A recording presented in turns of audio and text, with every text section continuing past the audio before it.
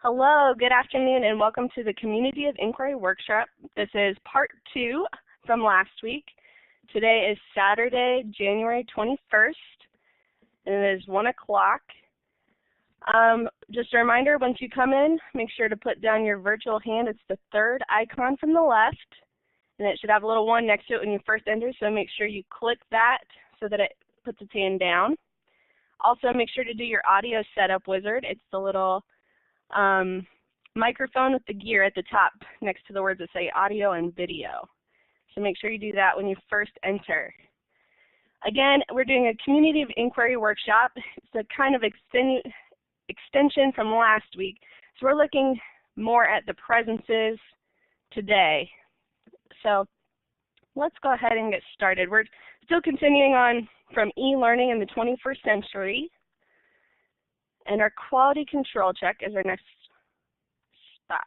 So first I'm going to ask if you can see recording at the top right of the screen. Please go ahead and give me a green check mark. Awesome. I'm going to clear that out. If you see setup checks, can you give me a green check mark? In the top right corner you should see setup checks or quality checks, I should say. Give me a green check mark if you can see that. Awesome. I'm going to clear that out. And next, if you can hear me adequately, which I think you can by now, please give me a green check mark. Awesome. Okay, let's go ahead and get started with our workshop today. So first thing, I'm going to ask you to remove all distractions. So if you have a cell phone out, please put it away. Give me 15 minutes of your time. That's all I need. Put it away and go to your happy place and free your mind. And we'll get started. Oh, hello, Nyla. Go ahead and do your audio setup wizard. We're just getting started, so you can join in. No worries. We're beginning with our trigger phase, so you haven't missed anything. It's fine. So, learning objectives for today. We are, after this, participating in this online course, participants will be able to summarize the different presences of a community of inquiry and how they work interdependently, relate the community of inquiry framework to your own field and or discipline. All right, and again, we're using the e-learning in 21st century book, and the community of inquiry, as we learned last week, was coined by Garrison, Anderson, and Archer, so we're kind of continuing on that line today. So my hook and hold for today, what are some ways in which we communicate both present day and in the past? So if you could, in the chat bar down at the left, what are some ways in which we communicate? Day to day, or maybe not so day to day in the past. What are some ways in which we communicate? Talk, email.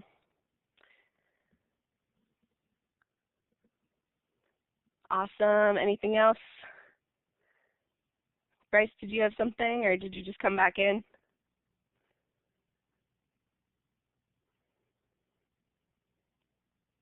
Texting on the phone? Gotcha, that's okay. That's fine. Yeah, so there's a lot of different ways we can communicate. Even in the past, so email, these are more technological ways that we communicate. In the past, and even still today, we mail. Yes, we chat. What else? Talking on the computer. So actually, we've moved. Even back in the day, they used to do carrier pigeons. So, you know, we've really moved from pen and paper, and we moved into this digital communication world that has evolved the way we communicate, which is awesome. And it's a lot more instantaneous. So does anyone remember, Nyla, did you have a question? Or sorry, you're just coming back in. That's okay. Does anyone remember when the computer was first created? What were some initial ways in which you learned to use it? Does anybody? Typing? Yes. That's okay. Games? Awesome. Yes, me too. Games for sure.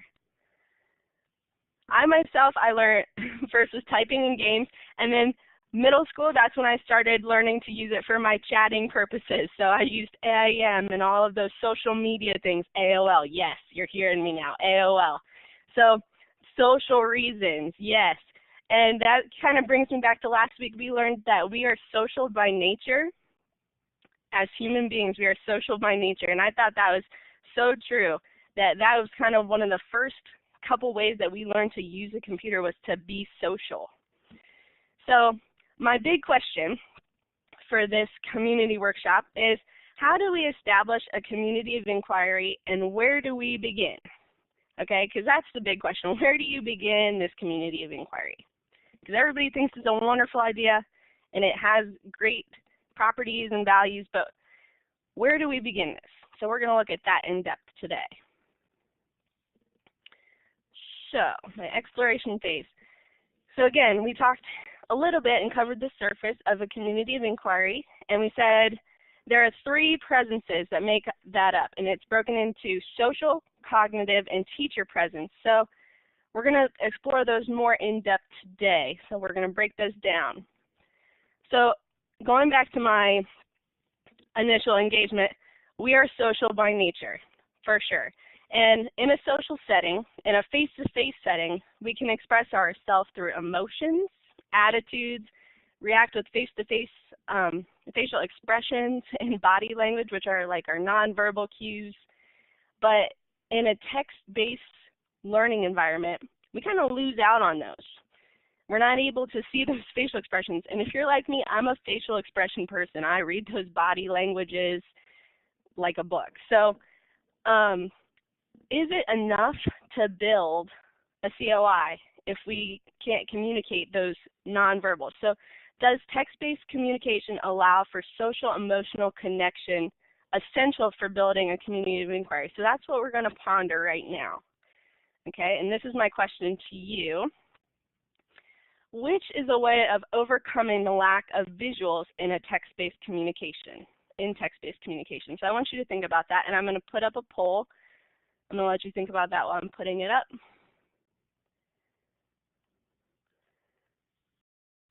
Which is a way of overcoming the lack of visuals in text-based communication?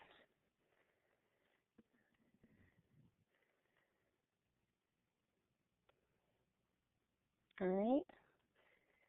I'm going to go ahead and publish those responses so you can see them. All right, and as you can see, and we're going to talk about those. So capitalization. So can somebody hop on the mic for me and discuss how can capitalization help overcome the lack of visuals? Do I have a volunteer? It helps to stress upon a certain idea or thought. Awesome, thank you. Yes, we can express ourselves. If we type in all caps, we can say that we're angry in context or that we're excited. What about punctuation? How can punctuation help us overcome the lack of visuals? Like explanation points to help really emphasize what we're saying. Good, awesome, yes. And emoticons? I would say to show like emotions that you might have. Show emotions, yes. So D, all of the above was the perfect response for that because they can all help us overcome that not having our nonverbal cues. So awesome, good job guys. So actually, written communication may be more effective for academic purposes within a community of inquiry. And the reason that might be so is because it allows for critical thinking that we might not otherwise have if we didn't have that written communication. So something to think about. Social presence. The other thing within social presence, it's brought together, it has to be brought together through academic purpose to truly work. If we're brought together just through social purposes, we're not really creating a community of inquiry so much as a social community. Okay? So it really has to be fostered through academic purpose, but it provides that environment or climate for an active community of inquiry, which is broken into 3 main parts, which the first is affective, which this is like the emotional climate. It includes the emoticons and the capitalization and the punctuation. And then the second one is the open communication. This is the trust and acceptance climate. This is where we need to be respectful and acceptance. This is where we might say encouraging words to the group, or compliment somebody, give expressive agreement or reflection. And the third part would be inclusion, helping with the perception of being a group. So using terms like we, us, and our. So those were the three main ones. Affective, so emoticons, capitalization, punctuation. The second was open communication, so encouragement, complimenting. And the third was cohesive inclusion, so we, us, and they. So I'm going to ask you some questions right now. Okay, I'm going to point to these and I'm going to ask which one you think this is. So, identify which category of social presence each example falls under, either affective, open, or cohesive communication. Hi, Nick. Come on in. You can lower your hand and join us. We are identifying categories of social presence. So I'm going to point to one of these, and we're going to identify the category. So this right here is an emoticon. Which category would this emoticon fall under, do you think? Can somebody either, let's type it in or hop on the mic, one or the other? Affective, Bryce says affective. How about to agree with affective, you could put an emoticon, either thumbs up approval or thumbs down disapproval. James approves. And Nick approves. Okay, so majority rules is approval. Yes, it is affective. What about the next example says, using terms we or our. Which one do you think that is? Affective, open, or cohesive communication? You can either type it in or hop on the mic. Andrew says cohesive. So does Bryce. Nyla says cohesive. So we're all saying cohesive. Yes. Cohesive.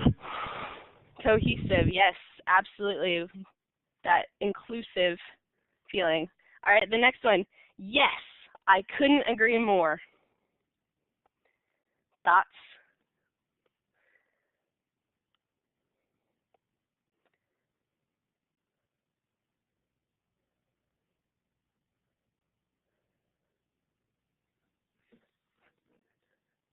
Sorry, I got a little tricky.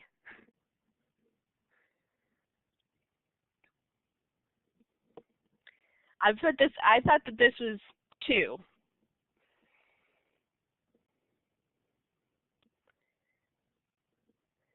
Okay. Does anybody want to hop on their mic and explain the reasoning? Andrew said all 3, so I'm wondering. I honestly just thought it was a trick question. I mean, it totally is a trick question, but it says agree, so it may be cohesive. Well, the thing about cohesive is it's using terms like we, us, and our, so it's doing that inclusion part. So it's not actually having the cohesive part, but it does have the capitalization for effective, and then it has the encouragement for open communication. So it's actually those 2. But it could be related to groupthink. I agree. And this is good collaboration, guys, so great job with that. All right, let's look at the last one. Not meant to be tricky. I agree. Pluto couldn't possibly be a planet. You supported your theory very well. Okay, open, open. Yes, open communication, absolutely. Agreement and positive encouragement. Awesome. All right. Moving on from social presence, we are moving into the cognitive presence. Okay. In an online environment, is it possible to create a cognitive presence through practical inquiry is what we're going to end up looking at. So what comes to mind when we think of cognitive processes? Cognitive processes, what comes to mind? Thinking. Bryce says thinking, critical thinking, metacognition. Yes, awesome. All of those are great. Critical thinking or reflection, metacognition, being able to make sense of things. So those are all awesome ideas, and that's kind of what we're going to build on here in critical thinking, because it's improving our thinking, which occurs through reflection, evaluation, and judgment. So through thinking, a community of inquiry challenges beliefs, explores thought-provoking ideas while negotiating that understanding piece. So within critical thinking, we have this practical inquiry model. So through practical inquiry in a community of inquiry setting, we continue to discover and critique the world around us. So we have the practical inquiry model, which we've been using today, which is broken into 4 parts. And it begins with the initiation, the trigger phase, engagement, the hook and hold. So that's the thing that makes it relatable to us and creates the dilemma and really gets us involved. The second part is the exploration. It's the search for information, possible explanations through group activities and brainstorming. Ideas are shared collaboratively and explored while trying to make sense of everything. The third phase is integration, so it's the reflective, critical discourse, construct your own meaning, and relate it to yourself. And the final phase is the resolution. It's the discovery of the solution, the results, and the testing phase. Okay, so what I'd like you to do now, and maybe we can just go in order for this, is these are out of order, clearly. So I would like for us just to go in order and to place them using that first whiteboard tool to move and put them in order. So if we could just go down the row and have Bryce move up to the top what he thinks should go first, and so on, so we can rearrange the order of practical inquiry into the model that it should be. So Bryce says triggering and an initiation phase should go first. What does Andrew think should go next? Exploration, integration, and resolution. Awesome, yes. So honestly, this phase kind of reminds me of any good book. It has a problem, it has an exploration where we're trying to solve this problem, and then the integration, how does you always reflect it back to yourself, how does this relate to me, and then it has a resolution phase. And that's how I remember it. So next part, teacher presence. So the purpose of the teacher is to design, facilitate, focus, and maintain engagement of learners.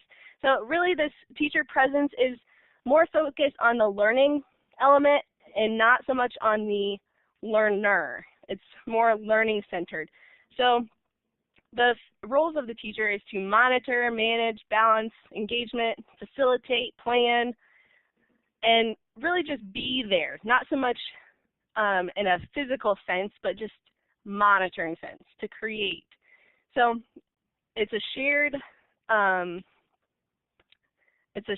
role between the teacher and the students, and that's what we're going to look at. And the teacher presence is actually broken down into 3 categories, which is design and organization, which every teacher does. This is our curriculum map, creating objectives, our course structure. Facilitation, this is the engagement portion, the creating encouragement, ensuring progression, facilitating discourse, and the final, which would be direct instruction. So actually instructing, diagnosing misconception. So we're going to look at those 3 categories, and we're going to try and break those down in this next part. So I've got kind of like a little word bank at the bottom, and we're going to try and drag up the appropriate terms to where they should be within the category. So Bryce, if you would, and we can just go down the row and grab one and drop it in the correct category you think that it should be in. So facilitation, facilitate discourse, good. Create curriculum map, design, awesome. Nyla, do you have one? Yep. Good. Diagnose misconceptions.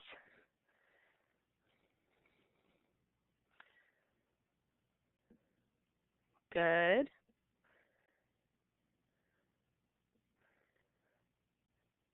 The only one I have out of place right now, good. Good, you just moved it, ensure progression. What about utilize medium effectively? I actually have another one for that. I could see it as facilitation as well. Yeah, between those two. I agree. Awesome. Good work, guys. No, that's okay. Awesome job. Okay, the integration portion. So we're looking at how does this apply to you? So as a teacher in a community of inquiry, what are some ways you can facilitate and encourage social and cognitive interaction? So I want you to think about that for a minute. This might be hard to type, so I would like you to jump on the mic if you have an idea. And I don't need everybody to talk, just one person, maybe two. As a teacher, what are some ways you can facilitate and encourage social and cognitive interaction? Does anybody have an idea? Group problem solving. Group problem solving, awesome. Anybody else? Summarizing and providing direction. Awesome, good job, guys. Icebreakers, critical thinking questions that require discussions, posting in an online forum, any of that. Great. Okay, moving on to our resolution phase. So, in summary, we really need to have a balance of social, cognitive, and teacher presences, which is necessary for an effective community of inquiry, because we cannot have one without the other. You really can't. As we said before, you need to have an academic purpose before having a social interaction. Otherwise, it's purely social. And you need to have a teacher presence to make sure that everything is going smoothly. So they really do work in conjunction together, and we must have them all.